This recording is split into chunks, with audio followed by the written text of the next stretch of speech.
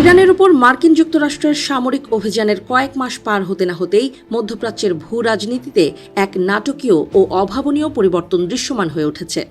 গত ফেব্রুয়ারিতে মার্কিন প্রশাসনের যে লক্ষ্য ছিল ইরানকে সামরিক শক্তিতে পর্যুদস্ত করে আঞ্চলিক ক্ষমতা থেকে পুরোপুরি সরিয়ে দেয়া, আজ জুন মাসের শেষে এসে সেই পরিকল্পনাই যেন এক উল্টো চিত্র তৈরি করেছে।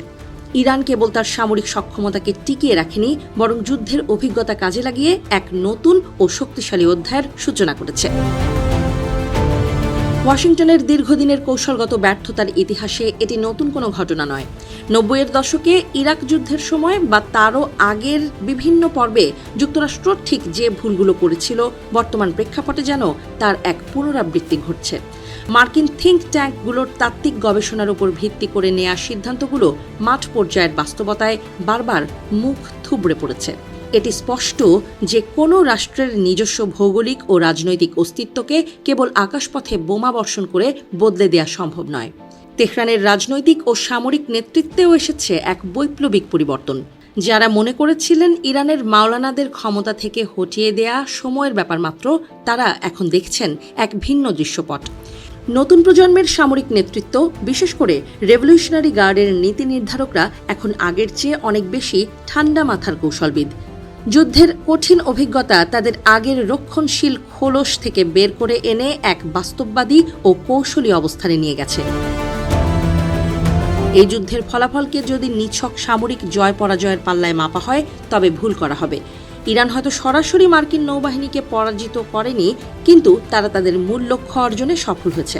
তারা নিজেদের শাসন ব্যবস্থাকে সুসংহত রাখতে পেরেছে, মিসাইল প্রযুক্তির দ্রুত পুনরুদ্ধার নিশ্চিত করেছে এবং আঞ্চলিক প্রভাবের ক্ষেত্রে আগের চেয়ে অনেক বেশি মর্যাদা অর্জন করেছে।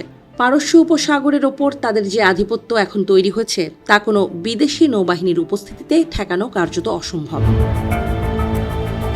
বিশ্ব অর্থনীতিতে ইরানের এই প্রভাব আরও স্পষ্ট হয়ে উঠেছে হরমুজ প্রণালী ঘিরে।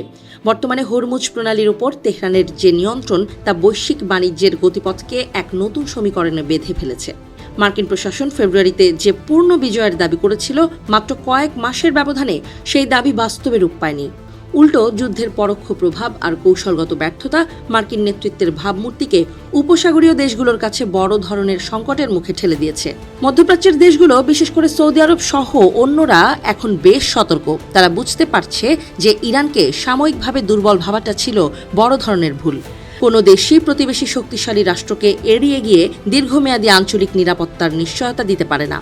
আমেরিকান যুদ্ধ বিমানগুলো হয়তো একসময় ফিরে যাবে, কিন্তু তেহরান তার ভৌগোলিক অবস্থানে অটল থাকবে। আর এই চিরন্তন সত্যটি আঞ্চলিক রাজনীতির নতুন মেরুকরণকে অনিবার্য করে তুলেছে। মার্কিন গোয়েন্দা সংস্থাগুলো ইরানের সামরিক প্রস্তুতি নিয়ে হয়তো সঠিক তথ্যই দিয়েছিল, কিন্তু নীতি নির্ধারকদের রাজনৈতিক বিচারের ত্রুটি ছিল স্পষ্ট।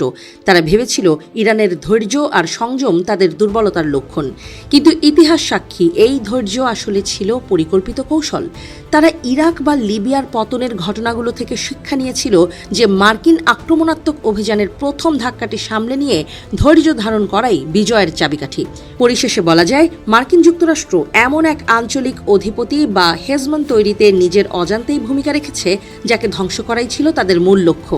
কূটনৈতিক জটিল রাস্তায় না হেঁটে যুদ্ধকে যখন একমাত্র সমাধানের পথ হিসেবে বেছে নেওয়া হয়, তখন ফলাফল এমন অপ্রত্যাশিত হওয়াটাই স্বাভাবিক। মধ্যপ্রাচ্যের আকাশে এখন এক নতুন ইরানের উত্থান ঘটেছে, যা আগামী দিনগুলোতে বিশ্ব রাজনীতিতে নতুন চ্যালেঞ্জ ও সম্ভাবনার জন্ম দেবে।